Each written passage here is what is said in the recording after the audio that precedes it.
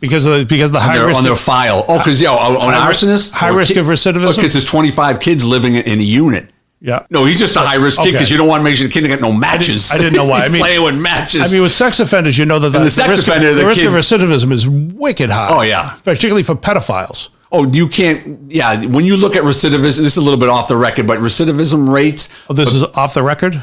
I mean, off the record, no, a little bit off the cuff here. Yeah, sex offenders, pedophiles, they have no redeemable qualities, and 99.9% of them are only cured when they're dead. Yeah. So yeah, it's awful. My youth pastor was a really nice guy. he bought us cookies, little alcohol, smoke a joint with them. Yeah. See, he waited until we were ready. he's just like, "Are you ready?" See, I consented. But no, you're right, Dave. Yeah, sex offenders. That's just gross. That's just gross. We are totally on the record here. Okay, we're just on a little bit off the track. Yeah, we're off the track. Off the path. Yeah. Okay, so back to this. So some people are considered high risk. Some people are considered low risk. I'm still trying to figure out how the kid on the playground who said, "I'm going to kill Mr. Arroyo tomorrow." You know something?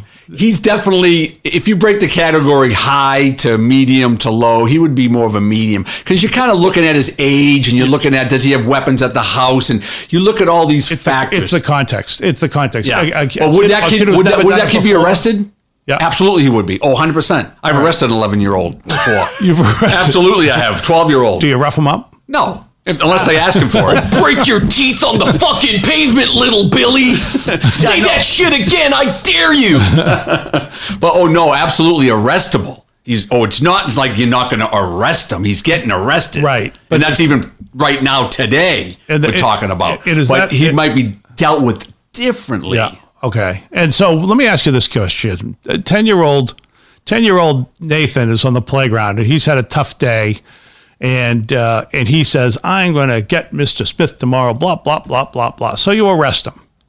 It has to be, it has to be direct. It would have to be, what am I going to do to Mr. Smith? I'm going to stab him. I'm going to shoot him. I'm going to burn his house down. If he says, "I'm going to kill Mr. Smith." Yeah, absolutely. That's enough. That's enough. That's enough, absolutely. Okay. But if I said, "I'm going to take Polaroids of myself in my underwear and then I'm going to sneak them into Mr. Smith's pockets." Is that a crime or is that just like, what a prankster? I think you got away with that one. See, back in the day, Polaroids, you can get away with that because you can't track a Polaroid. Oh, that's because nowadays, if he did it on his iPhone, a very astute police detective would be able to get the origin of that photo and say, "Nathan just set up Mr. Smith because the picture came from his own phone. He took his own picture." Nathan is getting us off the path. No, but it's good stuff, though. It's good stuff. Track. It's not good stuff. You have to take all of these things into account. Nathan taking pictures of himself is grossing me out, quite frankly. Never mind. I was going to say, how old were you when you did this? Check your back pocket, Dave. You're doing your magic again. All right, fine. Now, this is where things go wrong. We kind of alluded to it already because you have the human element. When things go wrong is when there's no threat or there is a very mild threat, but there's no person associated with the threat. Okay. Such as that TikTok threat. Yes. It was a threat and it went all across the country and every school system and law enforcement in every place and everywhere in the country had to react to that, all right? Yep. So, and if you don't handle that threat appropriately, if you blow it off, and if it happens, now that threat assessment process just went down the tubes. Right. Now, a threat is a very vague threat, like there's going to be a shooting in the North Shore of Massachusetts. Yep. It's vague, it's a little direct, but it's still vague. There's still 8 to 10 towns out there. Which ones are going to be, it's right? more than that. I mean, you look at it. If you look at the North Shore of Massachusetts, how many towns are here? If you go like directly along the coast, but that's not the really North Shore. Well, you look at it inland. You look at it. Basically, you're talking about probably. All right, how about we just say Massachusetts? There's going to be a shooting at a high school in Massachusetts. Fine. Yeah, there's 300 or 400 high schools. Which one is it? You know. And then how about when the person makes the threat? And the school officials don't call the police like they did with the Ethan kid. Yeah. If they had called the cops, I told you, the cop would have walked in there and arrested that kid in a heartbeat. Yeah. In a second, he would have been arrested. That's kind of an amazing one. I think that's kind of and hindsight, it's a tragedy. Yeah. I mean, that's an easy second. So they can go wrong tragically a lot. Yeah. Because it's a human element. But and why would it go? I mean, why wouldn't you just simply say? And I'm going to go back to my lack of respect for some people in the school system. They're very arrogant, and they believe that they know more than the average person knows. I hate and they're very those hard-headed, and they don't take advice, especially from a police officer who might be a 25-year-old cop, and they might be a 45-year-old mental health counselor, and they're just not going to listen to a 25-year-old street cop who deals with threat assessment every single day. Oh, yeah. And they're looking at him as I'm not going to let this psychopath cop tell me what to do. Absolutely. I think I mean, I think that I can see that. And I don't think that let's put it this way. I think we could say that with many people, their hearts are more or less in the right place, but this arrogance. Yeah, I guess their heart is in. Obviously, they want to see the best for people, and sometimes police officers and school officials and counselors and social workers have the same end goal. All right, but cops sometimes are a little bit more abrasive when they do it. Yeah, and they want to be a little bit more passive and keep everyone happy, go lucky, and not piss anyone off. And by doing that, sometimes kids like Ethan slip through the cracks, unfortunately. You know, there are stories in Massachusetts about judges that, you know, they let somebody go under some circumstance. They give somebody a slap on the wrist, and then the person goes out. Drunk driver goes out and kills somebody. Wife batterer goes out and kills the wife, things like that. And I've got to think, if you're a school official and something like this happens on your watch and you make the wrong call, that's got to haunt you. Oh, because it's going on right now at Oxford High School. Yeah. There's allegations that the school is destroying potential evidence, and I'm sure they are. If there was something written on a piece of paper and there wasn't a copy made of it, or if it's someone said he said, she said type situation, people will deny it because they know they screwed up. They know they screwed up. They'll never admit it because they're being sued right now for $100 million. So legally, there's the legal issue, and then there's the moral. Well, the moral issue is you shouldn't have screwed up. The moral issue is, but once you do it, you've got to live with that. So if you're the school official that said, let's give this kid a break, you made a big mistake. That whole administrative section of that school is either going to be 1, charged, or 2, resign at some point very quickly. And they probably already have, and we just haven't heard about it yet. Right. Charged or resigned, or I think the charge is big. That would be a big step that you really haven't seen. You haven't really seen that. That would be a precedent setter. Yeah, absolutely, it would be. I think more likely you're going to see people move quietly to another district. I think because again, if you're going to resign, you're admitting guilt. If you're going to fire, you're admitting guilt. Yep. If you're going to let them go, or if you're going to encourage people to move somewhere else and to go somewhere else, then that's more consistent with what we see in America in schools and elsewhere. So do things ever go right? Yeah, things do go right, and I'm going to play a little audio tape of Sheriff Carmine Marcino. He's from Lee County, Florida. So we're going to play this clip. Have we heard his name before?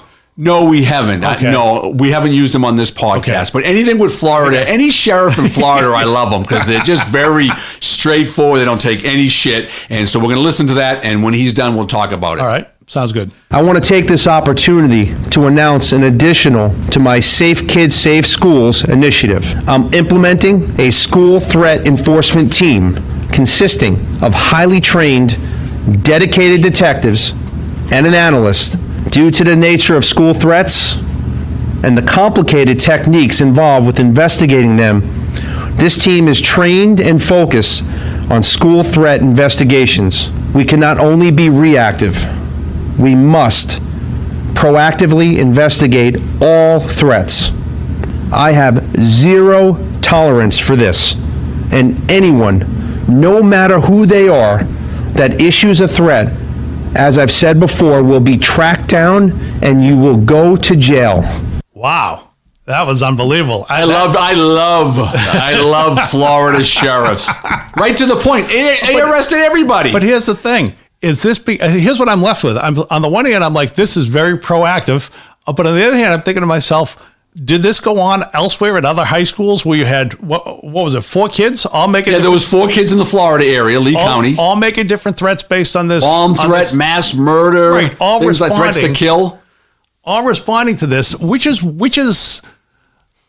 do we cheer? Let's put it this way. Yes, we cheer the sheriff for the action they took, but is every school district, this is one school district, 4 guys are watching this viral challenge and saying, I want to be first. Yeah, so I mean, it's like I said, there's with threat assessment and risk management, there's a lot of pros and cons we're going to get to near the end here. And that's one of them, is that kids who might just be nitwits and not serious get caught up in that, and then they get arrested, they get kicked out of school, they go to mental health counseling, they have it on their record, and they're like shunned the rest of their life. Right. Because they made a school threat. Yeah. So that's a pro and con of what the sheriff did. But me personally, that's the easiest. You cannot screw that up. They made the threat, arrest them, stop the risk or any potential for any violence at that moment, put these kids wherever they need to be, counseling, juvenile detention, wherever they decide they need to go, and try to funnel them into some counseling or some help so they can get their mind straight. I think I told you this once before, but I had a nephew, and when he was in high school, he put something on his Facebook page, and I was his Facebook friend, so I saw the investigation's ongoing. Don't worry about it. and he basically said something. I think it was like about a list, or these are a bunch of kids in my school I'd like to kill, or something like that. And I sent him a text, and I'm like, hey, if you're just kidding about that, you probably want to take it down right away. But unfortunately, nowadays people screenshot it and it goes all over the place. Exactly. And I said, but if you're serious about it, why don't you call me? We'll talk it through. and he said, no, I'm just kidding. And he took it down, and there was no harm, no foul. But I still never really talked about him, so I don't know if he was just busting his friends or if he was just. Well, he hasn't. Years ago. Oh, years ago. Yeah, if he hasn't done it, if he hasn't done it 10 years ago, he's probably not going to do it tomorrow. Here's the point: he's a productive, normal member of society, and I wouldn't expect anything less from the Rattigan bloodline. Exactly, he was before and he was after, but it was just, and I don't know if it was like a bad day or if he was just screwing around, and I think he could have been either one. And but it's good that he took it down. But this is the problem, because that would have stayed with him. If he got arrested on that, the rest of his life. That would have been on his criminal history. Which is horrible. Yeah, absolutely. Anyway, so who makes these assessments? Yeah, so the assessment teams. So if you don't have Sheriff Marcino working for you, brother, then you got to have these assessment teams, because he's his own assessment team. You make the threat, you're getting arrested. Basically, it's a law enforcement officer for the school resource officer. Yep. It's a school psychiatrist, an adjustment counselor, a guidance counselor who would know certain kids that you might be talking about, the principal or an assistant principal, social service people, and then Department of Mental Health people. Yeah, all right. I'm sure they're very helpful. And then juvenile corrections people, if in fact the kid is on probation and he happens to be in a high school. Right. Well, this is the thing too. Here's 2 things about this. One is these assessment teams. Why isn't the cop given? Why isn't the cop or is there a decision maker here? From my experience of being on one of those teams, you can usually get a consensus that little Jimmy, who made a threat to shoot his gym teacher, is going to be arrested. He's not coming back to school for the foreseeable future. And if the cop makes that statement, I would say that everyone in that room, they're in agreement with what the cop has suggested, just due to the fact that the cop may articulate liability and what if it does happen, and we're in the room here and we have records of it. He texted his buddy, he texted the teacher, whatever he did. Well, it seems to me like that makes the most sense, because the buck should stop with the cop, because is it arrestable or is it not arrestable? It should stop with the buck should stop with the cop. But I will say this. Will the school resource officer wind up with his own repercussions? Yeah, I think if they feel that cop is probably heavy-handed or maybe arrogant or thinks he's running the school, because what you see in my experience was that the principal, the superintendent, the assistant principals, that's their school. And no one's going to tell them how to deal with their students. But why would they? Well, I'm coming